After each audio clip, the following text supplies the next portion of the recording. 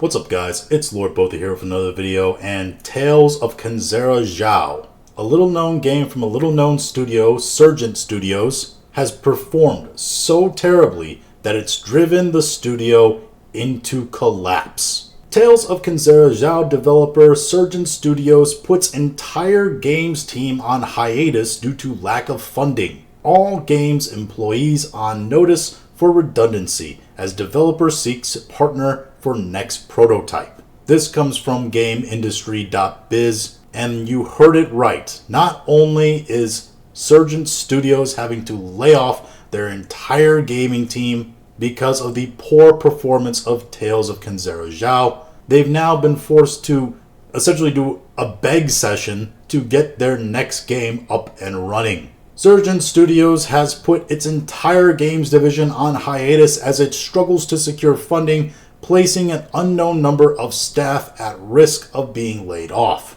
Despite decent reviews and backing of Electronic Arts, the game is believed to have struggled commercially, with Surgent Studios laying off just over a dozen people back in June, 3 months after Tales of Kenzera Zhao's launch. Since the game's release, Surgent Studios' games team has been working on a new prototype for something darker, edgier, and more visceral than its previous game. In a statement, the studio said it is still seeking a partner for this project, while also promising a couple of exciting updates for Zhao in the future. Well, I don't know if those updates are really going to come, a whole lot of them, unless they've already been done by the games team and they're just sitting on them for release. And they're looking for a partner because they didn't make enough money from the game that they made to even fund the next game that they want to make, let alone probably pay themselves. And it's a sad thing really, because you don't want to see anybody hurting financially, but I mean, look at these numbers. They had an all-time peak of 287, which even that is not good, even for a very small niche game like this,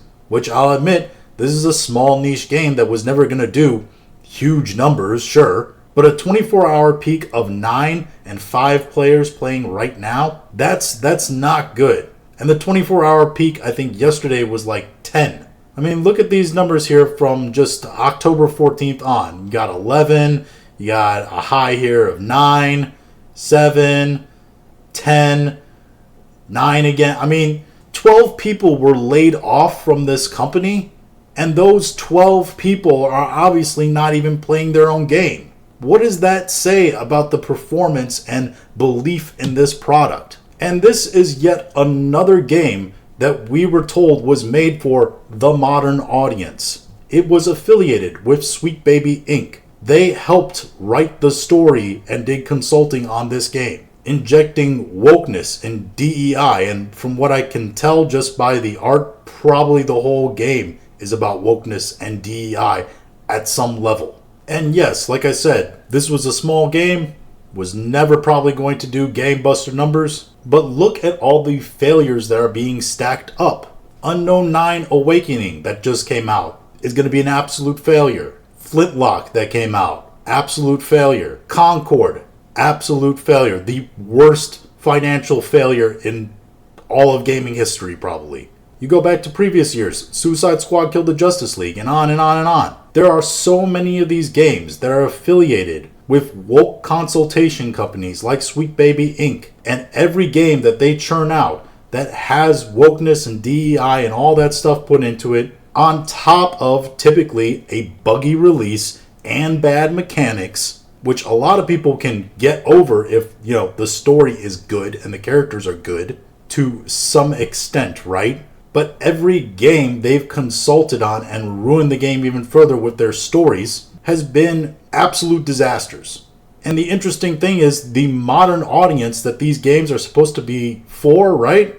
That they keep telling us they make them for, don't seem to be showing up. There's not enough of these people apparently buying these games and caring about these games to fund them further, it seems. And that's why they're doing so poorly financially. Meanwhile, they have the arrogance to tell us, normal gamers, if you don't like our game, then don't buy it. Well, guess what? That's happening, and you're getting the modern audience as your only customers. And guess what? They make up about the real percentage of the population the statistics say they're supposed to.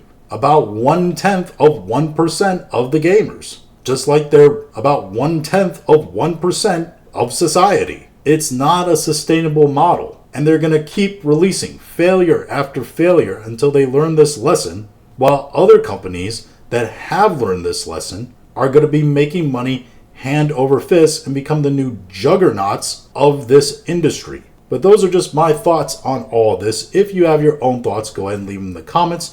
If you like this video, go ahead, like, share, and subscribe. If you didn't like this video, I appreciate you watching all of it, and we'll talk to you again later.